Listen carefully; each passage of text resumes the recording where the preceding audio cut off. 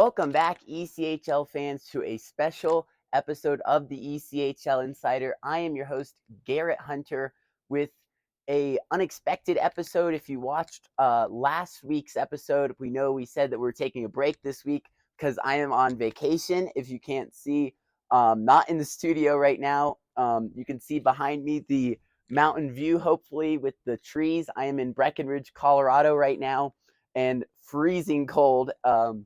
Out west right now, but I wanted to make this episode to address the breaking news that is happening right now in the ECHL, and that is that the ECHL players have gone on strike. So a lot of news has been put out about this, a lot of reports circulating around of what this could mean for teams, but I wanted to just give you an overview of what's happening and what you can expect possibly in the coming weeks and what has already happened. So if you don't know, the PHPA agreement with the ECHL expired, and this entire year of 2025, they have been negotiating getting a new contract active, but they started the season without an active contract with the PHPA. So what does that mean? Well, they didn't have a collective bargaining agreement that was active. They were playing on the expired agreement, and they wanted to get this new contract signed in the offseason. That was unable to happen. So they went into the season with some uncertainty, right? And that was kind of swept under the carpet. We didn't really know about it much, and there was not a lot of information on it. But last week, the players voted to approve and authorize a strike that if the December 26th deadline did not happen for a new agreement, that the players could go on strike. And that is exactly what happened. So the ECHL has been bargaining back and forth with the PHPA. The PHPA had several main factors that they wanted to see in the deal, and those were not met. So let's talk through like what exactly needs to happen to get the players back on the ice, right? So the PHPA, first off, wants an increase in salary. They want an increase to about $975 per week per player.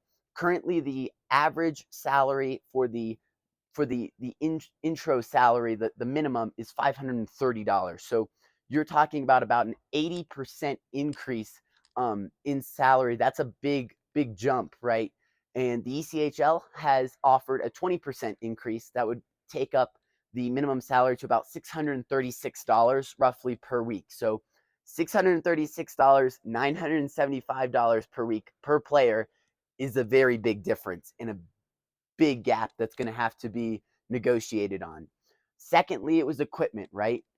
The PHPA claimed unsafe equipment being used by ECHL players. They wanted a larger selection in helmets and a larger selection in sticks. And this is one of the factors that the ECHL has met, right? They've said that we are going to provide top-of-the-line helmets now based on a Virginia Tech study on what is the safest hockey helmets that can be used. And we are going to give a lot more selection on which type of hockey sticks players can choose from and use. So those are the two things that have been addressed equipment-wise by the ECHL. Secondly, we talked about travel and player safety, especially in 3-3, that is 3 games in 3 days, and back-to-back games on back-to-back days. And this is where it's a little bit unclear. The ECHL has kind of phrased it as they want to give more rest to players on heavy travel parts in the schedule, 3-3s and back-to-backs. The PHPA, though, has said they want more rest, whatever that is. This though, from what has been released, seems like this and the salary is one of the biggest parts that we have to worry about, because the PHPA came out with their latest and said, the ECHL isn't offering enough rest for players. And the ECHL came out and said, we would like to get a deal done. We can't handle, though, the unreasonable scheduling demands that the PHPA wants us to accommodate. So, obviously this is minor league hockey, right? It's known for the long bus trips and quick turnaround times, right? And those have to happen, in my opinion, to have this league. In the NHL, you have teams flying from city to city, right, and playing back-to-back days and games every other day. But in the ECHL, flights rarely happen. We talked about Idaho and Trois Rivières a few weeks ago. That obviously is a plane flight. Orlando and Maine are going to meet, scheduled to meet later this season. That's going to be a plane flight. So longer non-conference road trips in the ECHL are plane flights. Almost all in-division matchups, though, are bus rides. So that is a staple of the ECHL. I don't see that changing anytime soon, just for financial reasons, right? And how much more expensive it would be to get the whole team on a plane every weekend and go from city to city. So I think that that's going to be a big thing to watch out for. Travel, and what they're saying is player safety, right? Because the players need adequate time to recover between games. So those are the two things that I really key in on.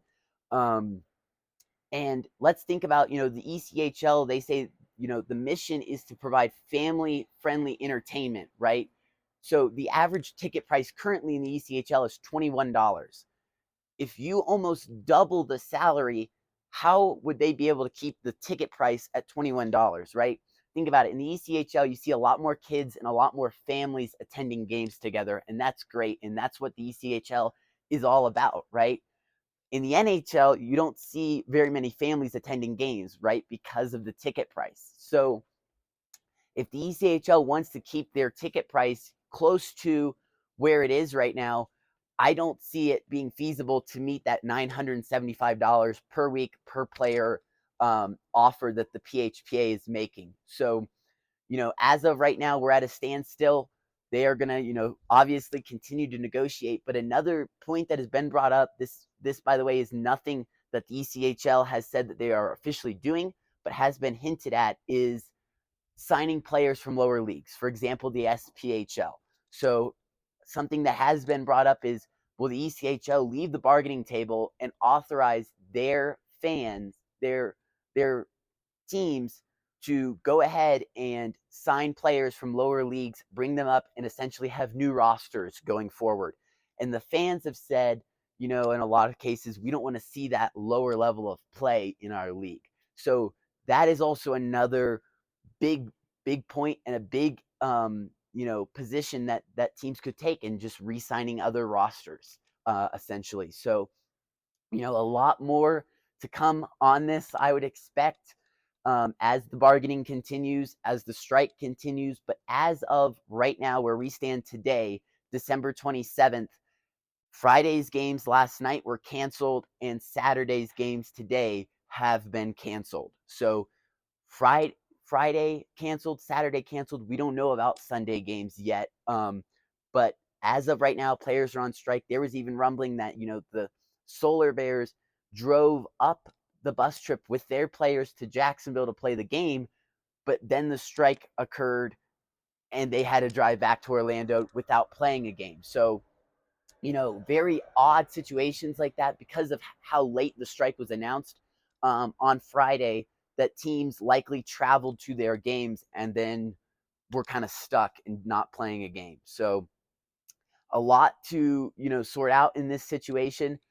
Make sure to stick with the ECHL Insider for updates about the strike.